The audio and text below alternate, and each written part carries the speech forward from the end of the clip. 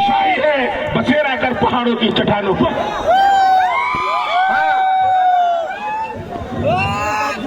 हम अपनी जान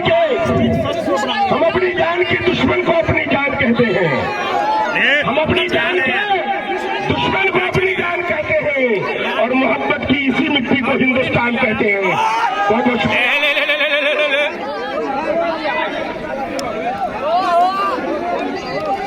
अस्सलाम वालेकुम,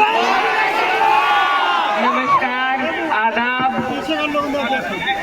मैं हाफिज अंसार साहब का शुक्रिया अदा करना चाहती हूँ जिन्होंने बहुत अच्छी बातें आप सबके बीच में कही। बाजपट्टी की जनता, मेरे बड़े बुजुर्गों, भाइयों और बड़ी तादाद में यहाँ पर आई मेरी माएँ बहनें, आप सभी का मैं शुक्रिया अदा करती हूँ कि आप लोग आज यहाँ चुनाव प्रचार के आखिरी दिन अपनी बहन को सुनने के लिए इकट्ठा हुए।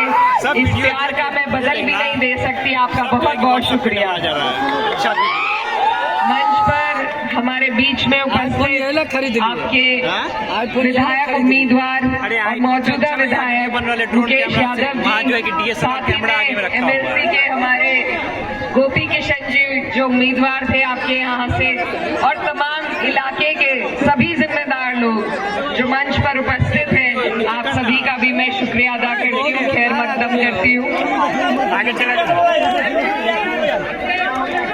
जावेद साहब जहाँ भी है मेरे नजदीक आ जाएं।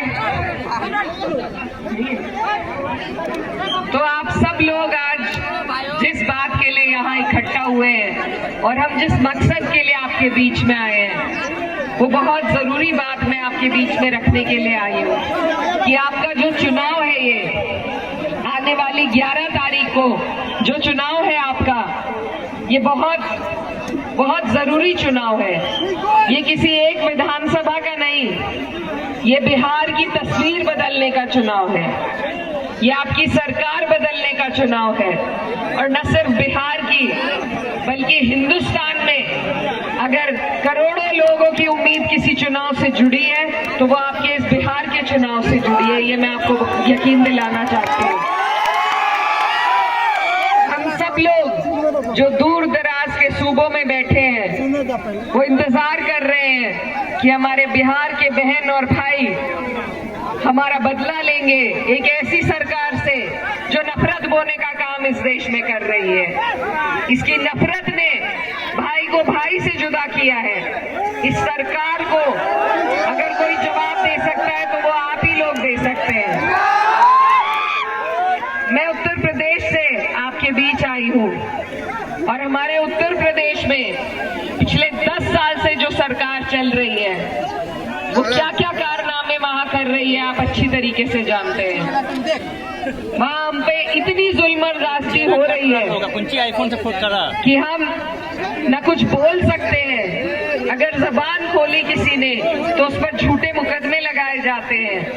हमारे घरों को बुलडोजर से तोड़ा जा रहा है। हमारे ऊपर इतने अत्याचार किए जा रहे हैं, हमें रोजगार से दूर किया जा रहा है। कोई सुविधा हमारे लोगों को नहीं पहुंच पा रही है और यहाँ तक कि हम अपनी ईद की नमाज भी चैन से नहीं पढ़ सकते। तो ये जो सरकार है भाजपा की, इसने ये दुश्वारी उत्तर प्रदेश में ही नहीं बल्कि पूरे देश भर में चला रखी है। इस दुश्वारी को अगर रोकने का कोई तरीका हमारे पास है, कोई जरिया है, तो वो हर जगह पर इस सरकार को, इस सरकार की जड़ों को, नींवों को खोखला कर ही हम वो जरिया अपना सकते हैं। आज आपके यहाँ पर जो सरकार है वो अभी मिली जुली सरकार है। अभी आपने भाजपा का पूर्ण रूप से राज नहीं देखा और मैं नहीं चाहती कि मेरे बिहार के भाइयों पर वो दिन आए कि आपको भी उत्तर प्रदेश की तरह जुल्म और जाति झेलनी पड़े। इसीलिए मैं इतनी दूर से आपके बीच में ये पैगाम लेकर आई हूँ कि अगर इस बार हमसे चूक हुई, अगर इस बार भाजपा बिहार जीती तो अब की बार वो नीतीश जी को मुख्यमंत्री भी नहीं बनाएंगे, वो खुद सत्ता हासिल करेंगे थोड़ा नीचे जैसे महाराष्ट्र में उन्होंने किया। एकदम गर्दन पे मत और उसके बाद उसी तरीके से यहाँ पर शासन करेंगे जैसे वो उत्तर प्रदेश में कर रहे हैं। मैं आपको डराने नहीं आई, सिर्फ एक बहन बेटी होने के नाते अपना दर्द आपके बीच में रखने आई हूँ और आपको आगाह करने आई हूँ कि ये सरकार हमारे वोटों के काबिल नहीं है।